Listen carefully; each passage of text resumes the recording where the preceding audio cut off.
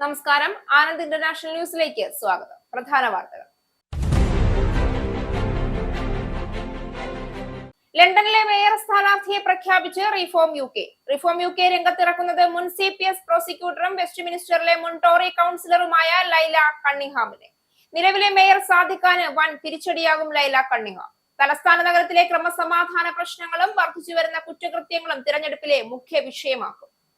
British police സേനയിൽ മുസ്ലിം വനിതകളുടെ പങ്കാളിത്തം വർദ്ധിപ്പിക്കുന്നതിന് മാഗ്നറ്റിക് ഹിജാബുകൾ ഉദ്യോഗസ്ഥരുടെ സുരക്ഷ ഉറപ്പാക്കുന്നതോടൊപ്പം മതപരമായ വിശ്വാസങ്ങൾ സംരക്ഷിക്കാനും സഹായിക്കുന്നു.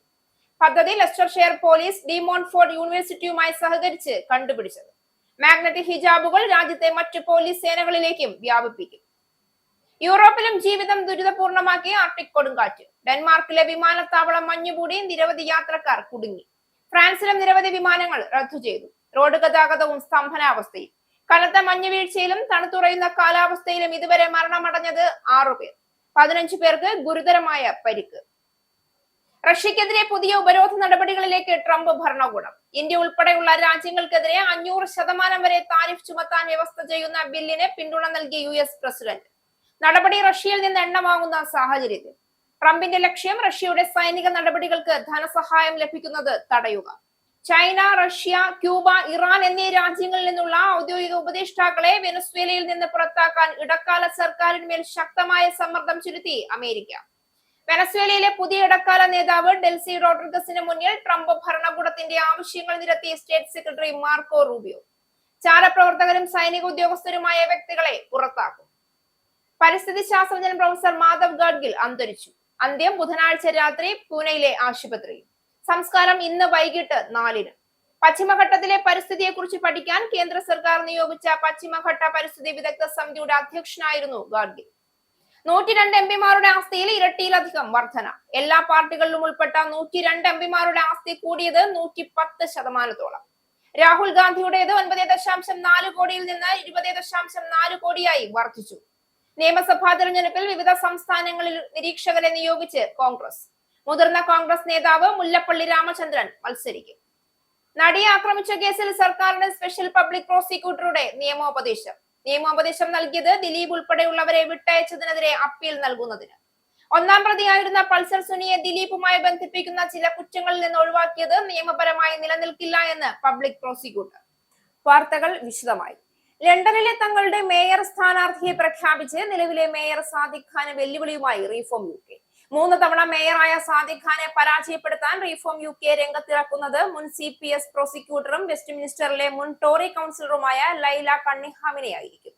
തലസ്ഥാന നഗരത്തിലെ ക്രമസമാധാന പ്രശ്നങ്ങളും വർദ്ധിച്ചു വരുന്ന കുറ്റകൃത്യങ്ങളും ഒക്കെയായിരിക്കും 2028 നടക്കുന്ന തിരഞ്ഞെടുപ്പിലെ മുഖ്യ വിഷയം. വിദേശികൾ നയിക്കുന്ന ക്രിമിനൽ സംഘങ്ങളുടെ അഴിഞ്ഞാട്ടം നടക്കുന്ന ഒരു സാഹചര്യത്തിലായിരിക്കും ഇത്തരമൊരു വിഷയം മുഖ്യ തിരഞ്ഞെടുപ്പ് അജണ്ടയാകുന്നത്. ഈ സംഘാംഗങ്ങളിൽ പലരും അനധികൃതമായി ബ്രിട്ടനിലെത്തിയവരാണ് എന്നതും ശ്രദ്ധേയമാണ്. കഴിഞ്ഞ വർഷം കൺസർവേറ്റീവ് പാർട്ടിയിൽ നിന്നും റിഫോം UKയിലേക്ക് ചേക്കേറിയ ലൈല കണ്ണിംഗ്ഹാം പറയുന്നത് വാഹന ഉടമകൾക്കെതിരെയുള്ള സാദിഖ് ഖാന്റെ യുദ്ധം താൻ അവസാനിപ്പിക്കും എന്നാണ്. അൾട്രാലോ എമിഷൻ സോൺ വിപുലീകരിച്ചത് ഉൾപ്പെടെയുള്ള കാര്യങ്ങൾ ഇതിൽ ഉൾപ്പെടും. 1960 ഈജിപ്തിൽ നിന്നും ബ്രിട്ടനിൽ കുടിയേറിയ ഒരു മുസ്ലിം കുടുംബത്തിൽ ജനിച്ച ലൈല കണ്ണിംഗ്ഹാം നിയമജ്ഞയും 7 മക്കളുടെ അമ്മയുമാണ്. സാദിഖ് ഖാന്റേതിൽ നിന്ന് വ്യത്യസ്തമായ സമീപനമായിരിക്കും കുറ്റകൃത്യങ്ങളോട് താൻ പുലർത്തുക എന്ന് ലൈല പറയുന്നു. നഗരത്തിനൊരു പുതിയ ഷെരീഫ് ഉണ്ടാകും. മാത്രമല്ല കുറ്റകൃത്യങ്ങൾക്കെതിരെ സന്ധിയില്ലാ സമരം നടത്തുമെന്നും അവർ പറഞ്ഞു.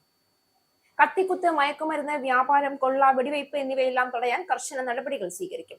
ബലാത്സംഗ സംഘങ്ങളെ തിരഞ്ഞുപിടിച്ച് നിയമത്തിന്റെ മുന്നിലെത്തിക്കാനും ശിക്ഷ വാങ്ങി നൽകാനും പോലീസിന് പുതിയ അധികാരങ്ങൾ നൽകും.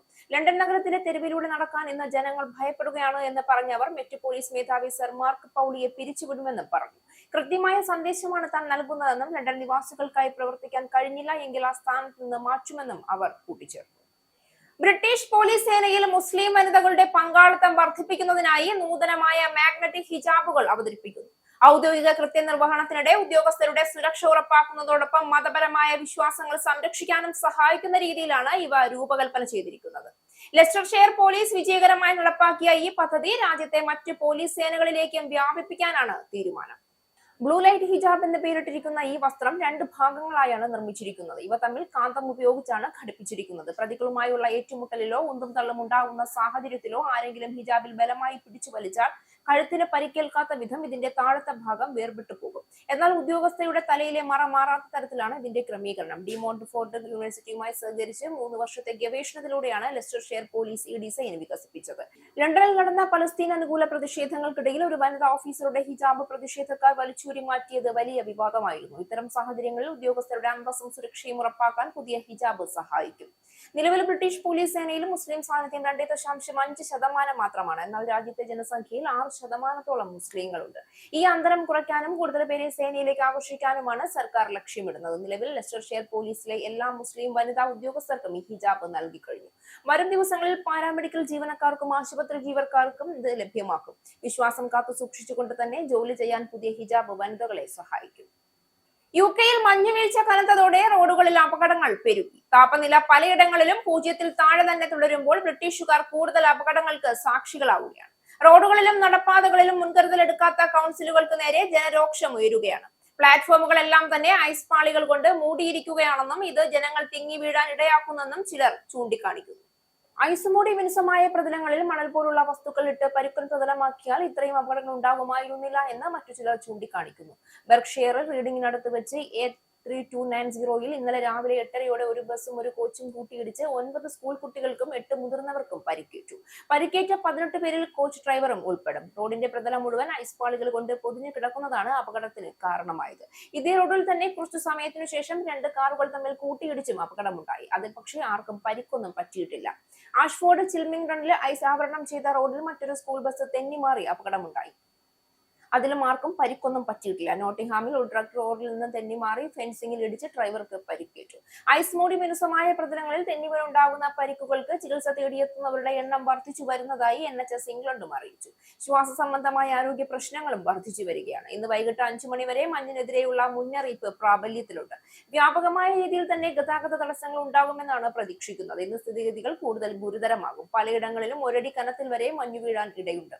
മാത്രമല്ല മണിക്കൂറിൽ 90 മൈൽ വേഗതയിൽ വരെ ശക്തമായ കാറ്റ് ആഞ്ഞടിക്കുകയും ചെയ്യും. നിലവിലുള്ള മഞ്ഞ മുന്നറിയിപ്പുകളെല്ലാം തന്നെ ആംബർ മുന്നറിയിപ്പുകളായി അപ്ഗ്രേഡ് ചെയ്തിട്ടുണ്ട്. മണിക്കൂറിൽ 90 മൈൽ വേഗതയുമായി ഗൊരോത്തി കൊടുങ്കാറ്റ് ഇന്ന് ബ്രിട്ടനെ സ്പർശിക്കും.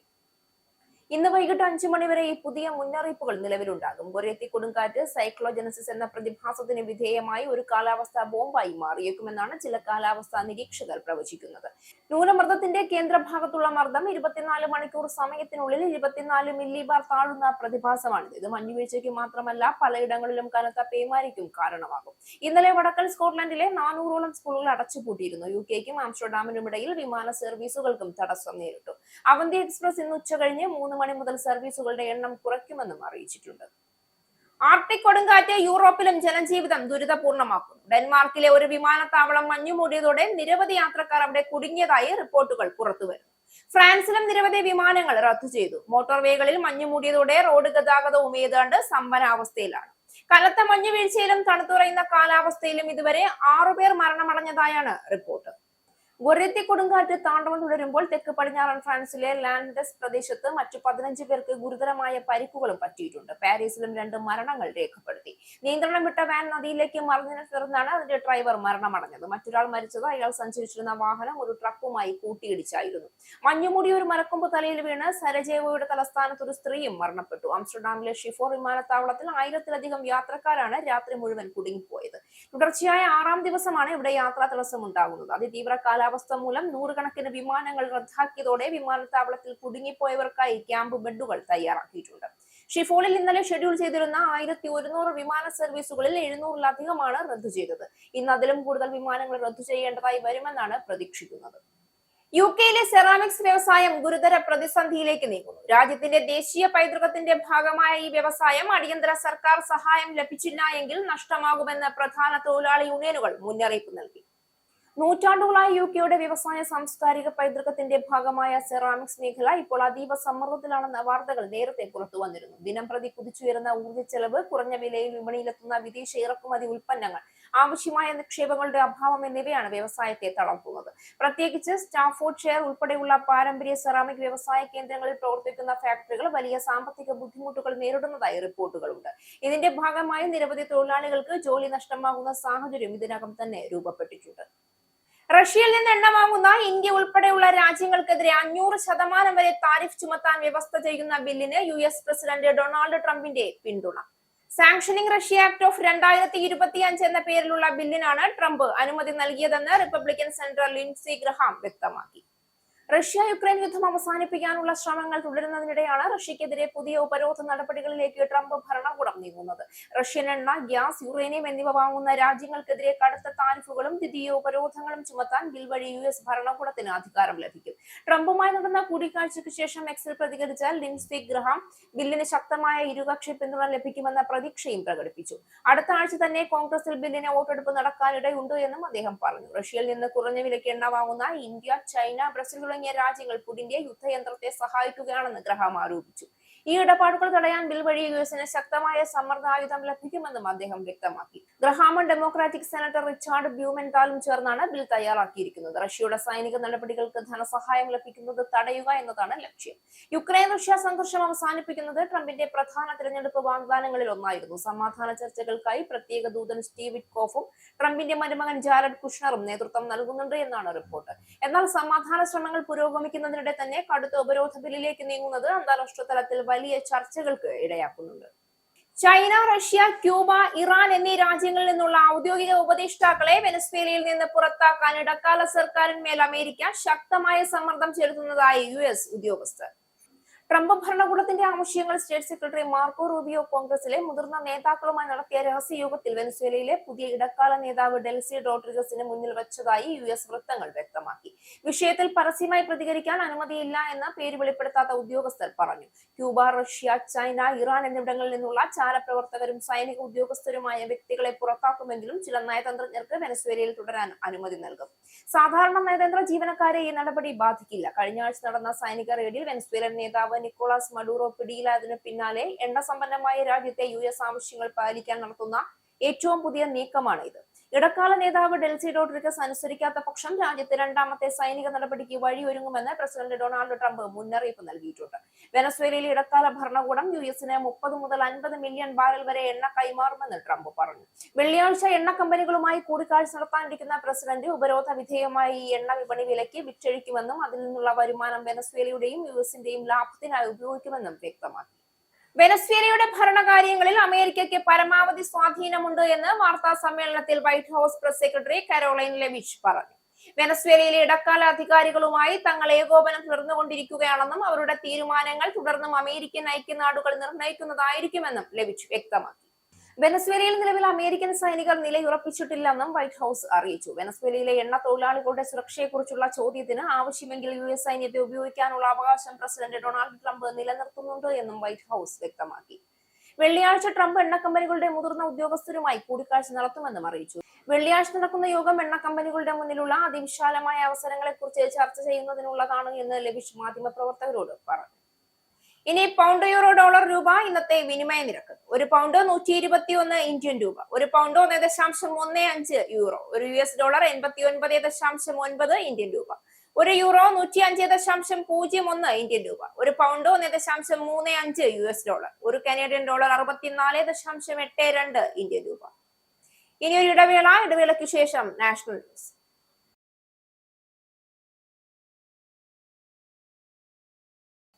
നമസ്കാരം, നാഷണൽ ന്യൂസിലേക്ക് സ്വാഗതം. പരിസ്ഥിതി ശാസ്ത്രജ്ഞൻ പ്രൊഫസർ മാധവ് ഗാഡ്ഗിൽ അന്തരിച്ചു. ബുധനാഴ്ച രാത്രി പൂനെയിലെ ആശുപത്രിയിൽ ചികിത്സയിലിരിക്കെയായിരുന്നു അന്ത്യം. മകൾ സിദ്ധാർത്ഥ ഗാഡ്ഗിലാണ് മരണവിവരം പുറത്തുവിട്ടത്. സംസ്കാരം ഇന്ന് വൈകിട്ട് 4-ന് നടക്കും. പശ്ചിമഘട്ടത്തിലെ പരിസ്ഥിതിയെക്കുറിച്ച് പഠിക്കാൻ കേന്ദ്ര സർക്കാർ നിയോഗിച്ച പശ്ചിമഘട്ട പരിസ്ഥിതി വിദഗ്ധ സമിതിയുടെ അധ്യക്ഷനായിരുന്നു ഗാഡ്ഗിൽ കമ്മിറ്റി എന്ന പേരിൽ അറിയപ്പെട്ട സംഘം 2011 റിപ്പോർട്ട് സമർപ്പിച്ചത്. പശ്ചിമഘട്ടത്തിലെ 1,29,037 ചതുരശ്ര കിലോമീറ്റർ വിസ്തൃതിയുടെ 3/4 ഭാഗവും പരിസ്ഥിതി ലോലമായി പ്രഖ്യാപിക്കണമെന്ന ഗഡ്ഗിൽ കമ്മിറ്റി റിപ്പോർട്ട് കേരളമടക്കമുള്ള സംസ്ഥാനങ്ങളിലേറെ വിവാദമായിരുന്നു. നാശഭീഷണി നേരിടുന്ന പശ്ചിമഘട്ടത്തെ 3 മേഖലകളായി തിരിച്ച് പരിഹാര നിർദ്ദേശങ്ങൾ മുന്നോട്ട് വെച്ച റിപ്പോർട്ട് ചില മേഖലകളിൽ ഖനനവും നിർമ്മാണവും പാറപ്പൊട്ടിക്കലും മണ്ണെടുക്കലും ഉൾപ്പെടെ നിരോധിക്കാൻ നിർദ്ദേശിച്ചിരുന്നു. എന്നാൽ റിപ്പോർട്ടിലെ ശുപാർശകൾ ഇതുവരെ പൂർണ്ണമായി നടപ്പിലാക്കിയിട്ടില്ല. പരിസ്ഥിതി മേഖലയിലെ പ്രവർത്തനങ്ങൾക്ക് ഐക്യരാഷ്ട്ര സംഘടന നൽകുന്ന പരമോന്നത ബഹുമതിയായ ചാമ്പ്യൻസ് ഓഫ് ദി എർത്ത് പുരസ്കാരം 2024 ലഭിച്ചു. പശ്ചിമഘട്ട സംരക്ഷണത്തിനായി നടത്തുന്ന പ്രവർത്തനങ്ങൾക്കായിരുന്നു പുരസ്കാരം. രാജ്യം പത്മശ്രീ, പത്മഭൂഷൺ ബഹുമതികൾ നൽകി ആദരിച്ചു.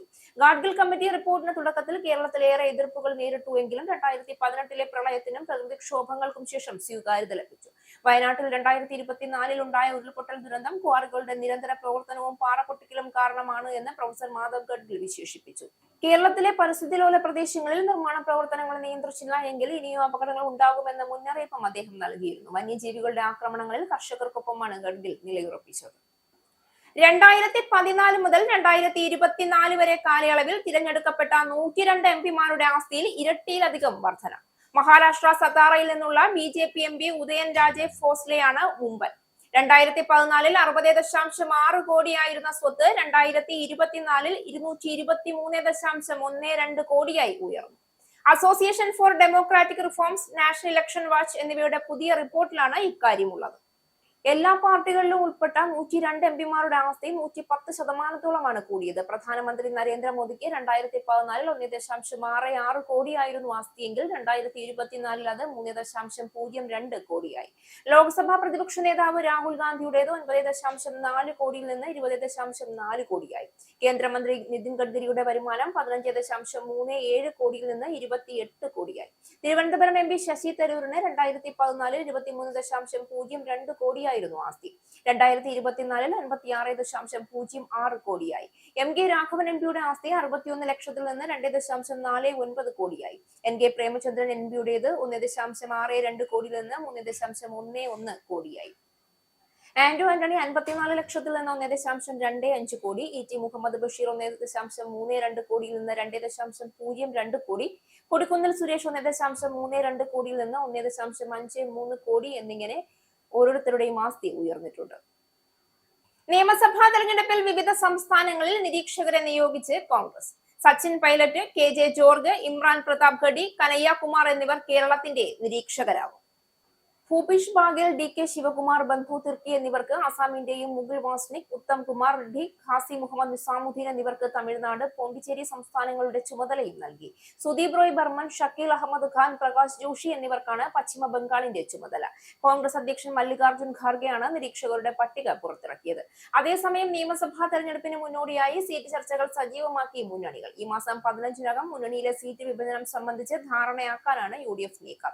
ഇതിനു മുന്നേ തങ്ങളുടെ സീറ്റുകളുമായി ബന്ധപ്പെട്ട ആവശ്യങ്ങൾ UDF-നെ അറിയിക്കുകയാണ് മുന്നണികൾ. കഴിഞ്ഞ തവണ മത്സരിച്ചതിൽ കൂടുതൽ സീറ്റ് വേണമെന്ന് മുസ്ലിം ലീഗ് ആവശ്യപ്പെട്ടേക്കാം. ചില സീറ്റുകൾ വെച്ചുമാറണമെന്ന് RSP ഉൾപ്പെടെയുള്ള പാർട്ടികളും ആവശ്യപ്പെടുമെന്നാണ് വിവരം. മഹാരാഷ്ട്രയിൽ BJP-യുമായി സഖ്യം ചേർന്നതിന് സസ്പെൻഡ് ചെയ്യപ്പെട്ട 12 കോൺഗ്രസ് കൗൺസിലർമാർ BJP-യിൽ ചേർന്നു. അംബർനാഥ് മുനിസിപ്പൽ കോർപ്പറേഷനിലെ 12 കോൺഗ്രസ് കൗൺസിലർമാരാണ് BJP-യിൽ ചേർന്നത്. കൗൺസിലർമാർ വന്നത് കേവലം അധികാരമോഹത്തിന്റെ ഭാഗമായല്ല എന്നും വികസനമാണ് ഉന്നമെന്നും പ്രവേശനം സ്ഥിരീകരിച്ചുകൊണ്ട് BJP സംസ്ഥാന അധ്യക്ഷൻ രവീന്ദ്ര ചവാൻ പറഞ്ഞു. അംബർനാഥ് മുനിസിപ്പൽ കോർപ്പറേഷൻ മേയർ തിരഞ്ഞെടുപ്പിലാണ് ഏവരെയും അത്ഭുതപ്പെടുത്തിക്കൊണ്ട് കോൺഗ്രസ് BJP സഖ്യമുണ്ടായത്. ഡിസംബറിൽ നടന്ന തെരഞ്ഞെടുപ്പിൽ കോർപ്പറേഷനിലെ 60 സീറ്റുകളിൽ 27 സീറ്റുകൾ നേടി ശിവസേന ഏക്നാഥ് ഷിൻഡെ വിഭാഗമാണ് ഒന്നാമതെത്തിയത്. എന്നാൽ ഇവർക്ക് ഭൂരിപക്ഷം ലഭിച്ചിരുന്നില്ല. പിന്നാലെ ഉണ്ടായ മേയർ തിരഞ്ഞെടുപ്പിൽ ശിവസേന ഷിൻഡെ വിഭാഗത്തിന്റെ മേയർ സ്ഥാനാർത്ഥിയായ മനീഷ വാലക്കറിനെ പരാജയപ്പെടുത്താനാണ് BJP-യും കോൺഗ്രസും കൈകൊടുത്തത്. മേയർ തിരഞ്ഞെടുപ്പിൽ BJP-യുടെ തേജശ്രീ കരഞ്ജുലയാണ് വിജയിച്ചത്. BJP-യുടെ 14, കോൺഗ്രസിന്റെ 12, NCP അജിത് പവാർ വിഭാഗത്തിന്റെ 4, സ്വതന്ത്രർ 2 പേർ എന്നിവരുടെ വോട്ടാണ് BJP സ്ഥാനാർത്ഥിക്ക് ലഭിച്ചത്. അംബർനാഥ് വികാസ് അഘാഡി എന്നായിരുന്നു പുതിയ സഖ്യത്തിന് നൽകിയിരിക്കുന്ന പേര്. എന്നാൽ സഖ്യം വൻ വിവാദമായതിനു പിന്നാലെ കഴിഞ്ഞ ദിവസം കോൺഗ്രസ് തങ്ങളുടെ 12 കൗൺസിലർമാരെയും സസ്പെൻഡ് ചെയ്തിരുന്നു. ബ്ലോക്ക് അധ്യക്ഷൻ പ്രദീപ് പാട്ടീൽ അടക്കമുള്ളവരെയാണ് സസ്പെൻഡ് ചെയ്തത്. ഈ നടപടിയുടെ ചൂടാറ് മുൻപെയാണ് ഇവരെല്ലാം BJP-യിൽ ചേർന്നത്. നടിയെ ആക്രമിച്ച കേസിൽ 8ാം പ്രതിയായിരുന്ന ദിലീപ് ഉൾപ്പെടെയുള്ളവരെ വിട്ടയച്ചതിനെതിരെ അപ്പീൽ നൽകുന്നതിന് സർക്കാരിന് സ്പെഷ്യൽ പബ്ലിക് പ്രോസിക്യൂട്ടറുടെ നിയമോപദേശം. കേസിൽ അപ്പീൽ സമർപ്പിക്കുന്നതിനുള്ള സാധ്യതകൾ വിവരിച്ചുകൊണ്ടാണ് കേസിലെ സ്പെഷ്യൽ പബ്ലിക് പ്രോസിക്യൂട്ടറായിരുന്ന V. അജയകുമാർ നിയമോപദേശം നൽകിയിരിക്കുന്നത്. കേസിൽ 8ാം പ്രതിയായിരുന്ന ദിലീപിനെയും മറ്റുള്ളവരെയും വെറുതെ വിട്ടത് നിയമപരമായി നിലനിൽക്കില്ല. പ്രോസിക്യൂഷൻ സമർപ്പിച്ച തെളിവുകൾ തള്ളിക്കളഞ്ഞതിനുള്ള ന്യായം ദുർബലവും നീതിപൂർവവുമല്ല. പ്രോസിക്യൂഷൻ സമർപ്പിച്ച തെളിവുകൾ കോടതി കൈകാര്യം ചെയ്തത് തീർത്തും ശരിയല്ലാത്തതും പക്ഷപാതപരവും നീതിയുക്തമല്ലാത്തതുമായ രീതിയിലാണ്. പ്രത്യേകിച്ച് കാരണമൊന്നും പറയാതെ തന്നെ പ്രധാനപ്പെട്ട തെളിവുകളെല്ലാം കോടതി തള്ളിക്കളഞ്ഞു. 1ാം പ്രതിയായിരുന്ന പൾസർ സുനിയെ ദിലീപുമായി ബന്ധിപ്പിക്കുന്ന ചില കുറ്റങ്ങളിൽ നിന്ന് ഒഴിവാക്കിയത് നിയമപരമായി നിലനിൽക്കില്ല. അപ്രസക്തമായ വിഷയങ്ങളിലുള്ള ചർച്ചയും വിചാരണ കോടതി ജഡ്ജിയുടെയും കേസിലെ 8-15 പ്രതികളുടെ അഭിഭാഷകരുടെയും വീഴ്ചകൾക്കുള്ള ന്യായീകരണവും ഉൾപ്പെടുത്തിയിട്ടുള്ളതാണ് 1709 പേജുകളുള്ള വിധി. ഇത് അനാവശ്യവും വായിച്ചു മനസ്സിലാക്കാൻ പോലും ബുദ്ധിമുട്ടുള്ളതുമാണ്. നിയമസഭാ തെരഞ്ഞെടുപ്പിൽ മുതിർന്ന കോൺഗ്രസ് നേതാവ് മുല്ലപ്പള്ളി രാമചന്ദ്രൻ മത്സരിക്കും. സ്ഥാനാർത്ഥിയാവണമെന്ന പാർട്ടി ആവശ്യത്തോട് മുല്ലപ്പള്ളി രാമചന്ദ്രൻ സമ്മതം മൂളി. കൊയിലാണ്ടിയിലോ നാദാപുരത്തോ ആയിരിക്കും മുല്ലപ്പള്ളി മത്സരിക്കുക. കൊയിലാണ്ടിക്ക് വേണ്ടിയാണ് മുല്ലപ്പള്ളി പിടിമുറുക്കിയിരിക്കുന്നത്. എന്നാൽ കോഴിക്കോട് DCC അധ്യക്ഷൻ പ്രവീൺകുമാർ കൊയിലാണ്ടിയിൽ കണ്ണുവച്ചിട്ടുണ്ട് എന്നുള്ളതിനാൽ മുല്ലപ്പള്ളിക്കായി നാദാപുരവും പാർട്ടിയുടെ പരിഗണനയിലുണ്ട്. നാദാപുരത്ത് മുല്ലപ്പള്ളി മത്സരിച്ചാൽ ഈഴവ മുസ്ലിം വോട്ടുകൾ കോൺഗ്രസിലേക്ക് എത്തിക്കാമെന്നതാണ് പാർട്ടി കണക്കുകൂട്ടുന്നത്.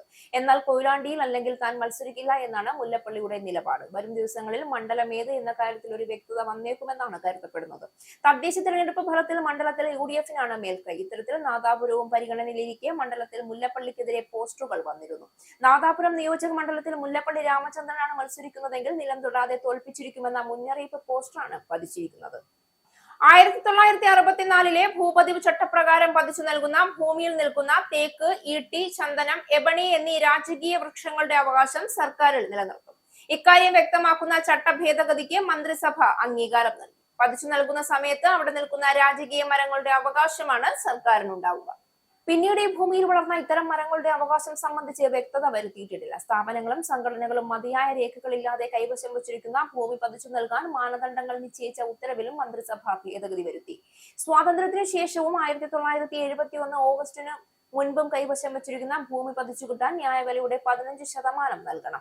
സ്വാതന്ത്ര്യത്തിന് ശേഷം കേരളപ്പിറവിക്ക് മുൻപും കൈവശം വെച്ചിരുന്ന ഭൂമിക്ക് ന്യായവിലയുടെ 25% നൽകണമെന്ന നിലവിലെ വ്യവസ്ഥയിലാണ് മാറ്റം വരുത്തിയത്. കൈവശ ഭൂമി പതിച്ചു നൽകലുമായി ബന്ധപ്പെട്ട് നേരത്തെ നിശ്ചയിച്ച വർഷം എന്ന നിലയിലാണ് 1971 അടിസ്ഥാനത്തിൽ സ്ലാബ് നിശ്ചയിച്ചത്. ആരാധനാലയങ്ങൾ, മതസ്ഥാപനങ്ങൾ തുടങ്ങിയവ കൈവശം വെച്ചിട്ടുള്ള 1 ഏക്കർ വരെയുള്ള ഭൂമിയാണ് കൈവശ കാലയളവിനനുസരിച്ച് ന്യായവിലയുടെ നിശ്ചിത ശതമാനം ഈടാക്കി പതിച്ചു നൽകുന്നത്. ഇതിനായി റവന്യൂ വകുപ്പ് നേരത്തെ മാനദണ്ഡം നിശ്ചയിച്ച് ഉത്തരവിറക്കിയിരുന്നു. ലോക ടെസ്റ്റ് ചാമ്പ്യൻഷിപ്പ് പോയിന്റ് പട്ടികയിൽ 1ാം സ്ഥാനം നിലനിർത്തി ഓസ്ട്രേലിയ. ഇംഗ്ലണ്ടിനെതിരായ ആഷസ് പരമ്പരയിലെ അവസാന ടെസ്റ്റിലും ജയിച്ചതോടെ മികച്ച ലീഡും ഓസീസ് സ്വന്തമാക്കി. 8 മത്സരങ്ങളിൽ 7 ജയവും 1 തോൽവിയും അടക്കം 84 പോയിന്റും 87.5 പോയിന്റ് ശതമാനവുമായാണ് ഓസ്ട്രേലിയ 1ാം സ്ഥാനത്ത് തുടരുന്നത്. വെസ്റ്റ് ഇൻഡീസിനെതിരായ 3 ടെസ്റ്റിൽ 2 ജയവും 1 സമനിലയും നേടിയ ന്യൂസിലൻഡ് 28 പോയിന്റും 77.78 പോയിന്റ് ശതമാനവുമായി 2ാം സ്ഥാനത്ത് തുടരുന്നു. ഇന്ത്യക്കെതിരായ ടെസ്റ്റ് പരമ്പരയിലെ സമ്പൂർണ്ണ ജയത്തോടെ 4 ടെസ്റ്റിൽ 3 ജയവും 1 സമനിലയും നേടിയ ദക്ഷിണാഫ്രിക്കയാണ് 3ാം സ്ഥാനത്ത്. 36 പോയിന്റുള്ള ദക്ഷിണാഫ്രിക്കയ്ക്ക് 75 പോയിന്റ് ശതമാനം. 2 ടെസ്റ്റ് മാത്രം കളിച്ച് 1 ജയവും 1 സമനിലയും നേടിയ ശ്രീലങ്ക 16 പോയിന്റും 66.67 പോയിന്റ് ശതമാനവുമായി 4ാം സ്ഥാനത്തുള്ളപ്പോൾ ദക്ഷിണാഫ്രിക്കയ്ക്ക് കളിച്ച 2 ടെസ്റ്റിൽ 1 ജയവും 1 തോൽവിയും അടക്കം 12 പോയിന്റും 50 പോയിന്റ് ശതമാനവുമുള്ള പാകിസ്ഥാനാണ് 5ാമത്. പ്രധാന വാർത്തകൾ ഒരിക്കൽ കൂടി. ലണ്ടനിലെ മേയർ സ്ഥാനാർത്ഥിയെ പ്രഖ്യാപിച്ച് റിഫോം UK. റിഫോം UK രംഗത്തിറക്കുന്നത് മുൻ CPS പ്രോസിക്യൂട്ടറും വെസ്റ്റ് മിനിസ്റ്ററിലെ മുൻ ടോറി കൗൺസിലറുമായ ലൈല കണ്ണിംഗ്ഹാമിനെ. നിലവിലെ മേയർ സാദിഖ് ഖാന് വൻ തിരിച്ചടിയാകും ലൈല കണ്ണിംഗ്ഹാം. തലസ്ഥാന നഗരത്തിലെ ക്രമസമാധാന പ്രശ്നങ്ങളും വർദ്ധിച്ചുവരുന്ന കുറ്റകൃത്യങ്ങളും തിരഞ്ഞെടുപ്പിലെ മുഖ്യ വിഷയമാക്കും. ബ്രിട്ടീഷ് പോലീസ് സേനയിൽ മുസ്ലിം വനിതകളുടെ പങ്കാളിത്തം വർദ്ധിപ്പിക്കുന്നതിന് മാഗ്നറ്റിക് ഹിജാബുകൾ ഉദ്യോഗസ്ഥരുടെ സുരക്ഷ ഉറപ്പാക്കുന്നതോടൊപ്പം മതപരമായ വിശ്വാസങ്ങൾ സംരക്ഷിക്കാനും സഹായിക്കുന്നു. പദ്ധതി ലെസ്റ്റർഷെയർ പോലീസ് ഡി മോൺഫോർഡ് യൂണിവേഴ്സിറ്റിയുമായി സഹകരിച്ച് കണ്ടുപിടിച്ചത്. മാഗ്നറ്റിക് ഹിജാബുകൾ രാജ്യത്തെ മറ്റു പോലീസ് സേനകളിലേക്കും വ്യാപിപ്പിക്കും. യൂറോപ്പിലും ജീവിതം ദുരിതപൂർണമാക്കി ആർട്ടിക് കൊടുങ്കാറ്റ്. ഡെൻമാർക്കിലെ വിമാനത്താവളം മഞ്ഞുകൂടി നിരവധി യാത്രക്കാർ കുടുങ്ങി. ഫ്രാൻസിലും നിരവധി വിമാനങ്ങൾ റദ്ദു ചെയ്തു. റോഡ് ഗതാഗതവും സ്തംഭനാവസ്ഥയിൽ. കനത്ത മഞ്ഞുവീഴ്ചയിലും തണുത്തുറയുന്ന കാലാവസ്ഥയിലും ഇതുവരെ മരണമടഞ്ഞത് 6 പേർ. 15 പേർക്ക് ഗുരുതരമായ പരിക്ക്. റഷ്യക്കെതിരെ പുതിയ ഉപരോധ നടപടികളിലേക്ക് ട്രംപ് ഭരണകൂടം. ഇന്ത്യ ഉൾപ്പെടെയുള്ള രാജ്യങ്ങൾക്കെതിരെ 500% വരെ താരിഫ് ചുമത്താൻ വ്യവസ്ഥ ചെയ്യുന്ന ബില്ലിന് പിന്തുണ നൽകിയ US പ്രസിഡന്റ്. നടപടി റഷ്യയിൽ നിന്ന് എണ്ണ വാങ്ങുന്ന സാഹചര്യത്തിൽ ട്രംപിന്റെ ലക്ഷ്യം റഷ്യയുടെ സൈനിക നടപടികൾക്ക് ധനസഹായം ലഭിക്കുന്നത് തടയുക. ചൈന, റഷ്യ, ക്യൂബ, ഇറാൻ എന്നീ രാജ്യങ്ങളിൽ നിന്നുള്ള ഔദ്യോഗിക ഉപദേഷ്ടാക്കളെ വെനസ്വേലയിൽ നിന്ന് പുറത്താക്കാൻ ഇടക്കാല സർക്കാരിന്മേൽ ശക്തമായ സമ്മർദ്ദം ചെലുത്തി അമേരിക്ക. വെനസ്വേലയിലെ പുതിയ ഇടക്കാല നേതാവ് ഡെൽസി റോഡ്രിഗസിന് മുന്നിൽ ട്രംപ് ഭരണകൂടത്തിന്റെ ആവശ്യങ്ങൾ നിരത്തി സ്റ്റേറ്റ് സെക്രട്ടറി മാർക്കോ റൂബിയോ. ചാരപ്രവർത്തകരും സൈനിക ഉദ്യോഗസ്ഥരുമായ വ്യക്തികളെ പുറത്താക്കും. പരിസ്ഥിതി ശാസ്ത്രജ്ഞൻ പ്രൊഫസർ മാധവ് ഗാഡ്ഗിൽ അന്തരിച്ചു. അന്ത്യം ബുധനാഴ്ച രാത്രി പൂനെയിലെ ആശുപത്രിയിൽ. സംസ്കാരം ഇന്ന് വൈകിട്ട് 4-ന്. പശ്ചിമഘട്ടത്തിലെ പരിസ്ഥിതിയെക്കുറിച്ച് പഠിക്കാൻ കേന്ദ്ര സർക്കാർ നിയോഗിച്ച പശ്ചിമഘട്ട പരിസ്ഥിതി വിദഗ്ധ സമിതിയുടെ അധ്യക്ഷനായിരുന്നു ഗാഡ്ഗിൽ. 102 എംപിമാരുടെ ആസ്തിയിൽ ഇരട്ടിയിലധികം വർധന. എല്ലാ പാർട്ടികളിലും ഉൾപ്പെട്ട 102 എംപിമാരുടെ ആസ്തി കൂടിയത് 110%. രാഹുൽ ഗാന്ധിയുടേത് 9.4 കോടിയിൽ നിന്ന് 20.4 കോടിയായി വർദ്ധിച്ചു. നിയമസഭാ തെരഞ്ഞെടുപ്പിൽ വിവിധ സംസ്ഥാനങ്ങളിൽ നിരീക്ഷകരെ നിയോഗിച്ച് കോൺഗ്രസ്. മുതിർന്ന കോൺഗ്രസ് നേതാവ് മുല്ലപ്പള്ളി രാമചന്ദ്രൻ മത്സരിക്കും.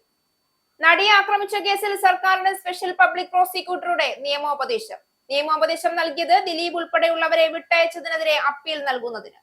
ഒന്നാം പ്രതിയായിരുന്ന പൾസർ സുനിയെ ദിലീപുമായി ബന്ധിപ്പിക്കുന്ന ചില കുറ്റങ്ങളിൽ നിന്ന് ഒഴിവാക്കിയത് നിയമപരമായി നിലനിൽക്കില്ല എന്ന് പബ്ലിക് പ്രോസിക്യൂട്ടർ.